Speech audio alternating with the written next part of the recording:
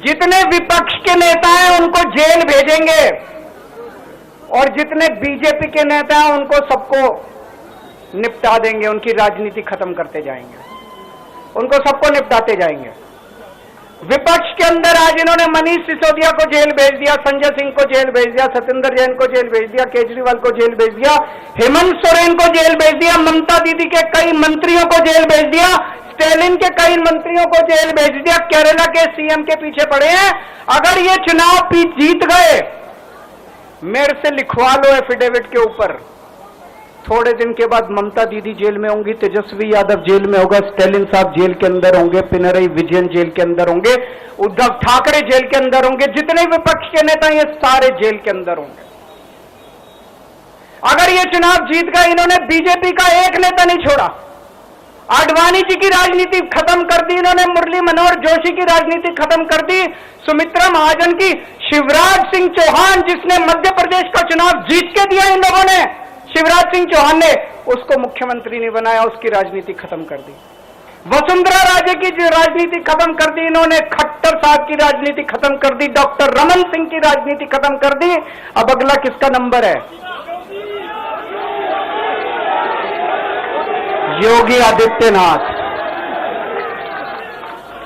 अगर ये चुनाव जीत गए, मेरे से लिखवा लो, 2 महीने के अंदर उत्तर प्रदेश का मुख्यमंत्री बदल देंगे ये लोग।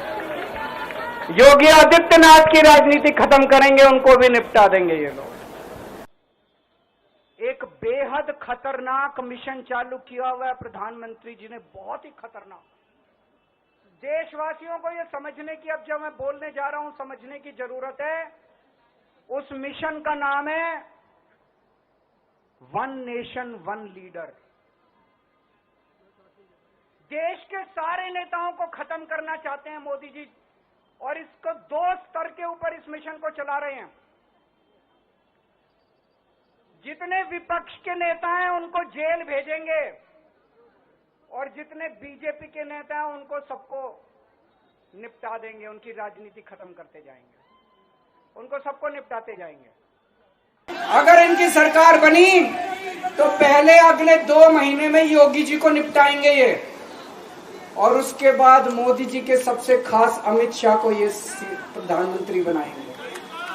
तो मैं लोगों को, देश के लोगों को आगाह करना चाहता हूं, मोदी जी अपने लिए वोट नहीं मांग रहे, मोदी जी अमित शाह को प्रधानमंत्री बनाने के लिए वोट मांग रहे हैं।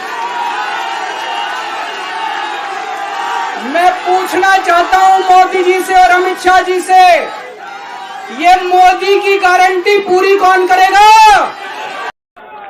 अब एक बहुत महत्वपूर्ण बात करने जा रहा हूं, उसको ध्यान से सुनना। ये लोग इंडिया गठबंधन से पूछते हैं आपका प्रधानमंत्री कौन होगा। मैं बीजेपी से पूछता हूं आपका प्रधानमंत्री कौन होगा। आप लोग सोच रहे होंगे केजरीवाल क्या बात कर रहा है, मोदी जी होंगे। नहीं, मोदी जी अगले साल 17 सितंबर को 75 साल के हो रहे हैं। बीजेपी के अंदर मोदी जी ने 2014 में मोदी जी ने खुद ने रूल बनाया था कि बीजेपी के अंदर जो भी 75 साल का होगा उसको रिटायर कर दिया जाएगा। सबसे पहले आडवाणी जी को रिटायर किया गया, उसके बाद मुरली मनोहर जोशी जी को रिटायर किया गया, फिर सुमित्रा महाजन को रिटायर किया गया, फिर यशवंत सिन्हा को रिटायर किया गया। अब मोदी जी अगले साल 17 सितंबर को रिटायर होने वाले हैं। तो मैं बीजेपी से पूछना चाहता हूं आपका प्रधानमंत्री का दावेदार कौन है? दोस्तों, अगले साल 17 सितंबर तक अगर इनकी सरकार बनी, तो उस पर भी आऊंगा मैं, अगर इनकी सरकार बनी तो पहले अगले 2 महीने में योगी जी को निपटाएंगे ये, और उसके बाद मोदी जी के सबसे खास अमित शाह को ये प्रधानमंत्री बनाएंगे। तो मैं लोगों को, देश के लोगों को आगाह करना चाहता हूं, मोदी जी अपने लिए वोट नहीं मांग रहे, मोदी जी अमित शाह को प्रधानमंत्री बनाने के लिए वोट मांग रहे हैं।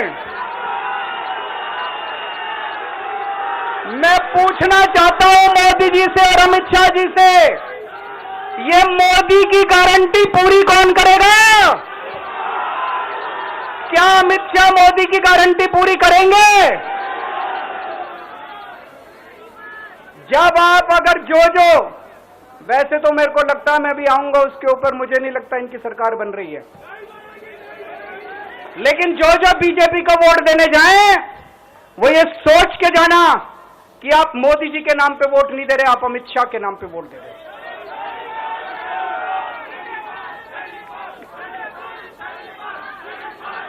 अब एक खुशखबरी आप लोगों के लिए, अब एक खुशखबरी है, सबको बता देना जो मैंने बातें कही है बड़ी सोच समझ के कही हैं।